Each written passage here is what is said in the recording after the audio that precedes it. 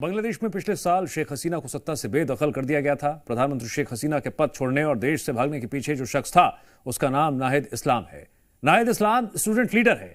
नाहिद इस्लाम पहली बार तब सुर्खियों में आए जब वह छात्रों के विरोध प्रदर्शनों का चेहरा बनकर उभरा, जिसके कारण शेख हसीना को सत्ता से बाहर होना पड़ा। फिर गुजरे मंगलवार को वो एक बार फिर खबरों में आया जब उसने मोहम्मद यूनुस की कैबिनेट से इस्तीफा दे दिया और अब एक बार फिर वो खबरों में है और उसका कारण है उसकी राजनीतिक पार्टी।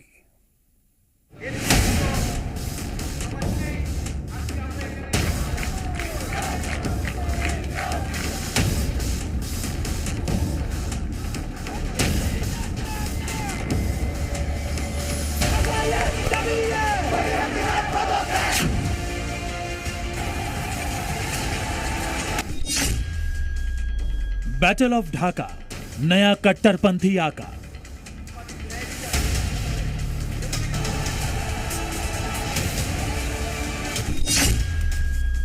बांग्लादेश में भारत के खिलाफ उग्र क्रांति का आगाज।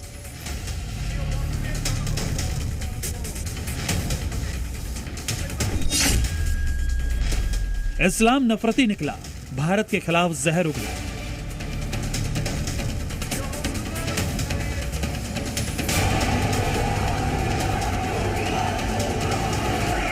ढाका की सड़कों पर विरोध की लहर उठ चुकी है। भीड़ के नारों की गूंज और विद्रोही तेवर बता रहे हैं कि बांग्लादेश की सत्ता में बड़ा बदलाव दस्तक दे रहा है। जो छात्र कभी शेख हसीना के खिलाफ आंदोलन की मशाल लेकर निकले थे, आज वही छात्र यूनुस सरकार के तख्त को गिराने के लिए तैयार खड़े हैं।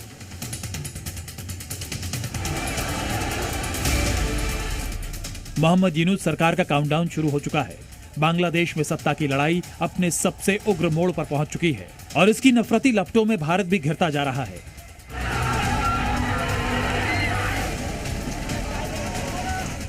सेंट्रल ढाका में शुक्रवार शाम एक विशाल रैली हुई। जगह थी संसद के पास मानिक मियां एवेन्यू।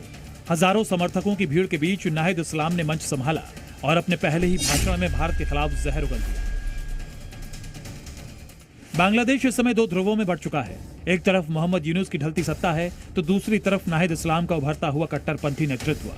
नाहिद इस्लाम की नई ताकत सिर्फ एक आंदोलन नहीं बल्कि देश की पॉलिटिक्स में खतरनाक मोड़ है। बांग्लादेश में एक नया इस्लामी राष्ट्रवाद आकार ले रहा है। कट्टरपंथी ताकतें खुलकर सामने आ रही हैं और भारत के खिलाफ झंडा बुलंद कर रही हैं।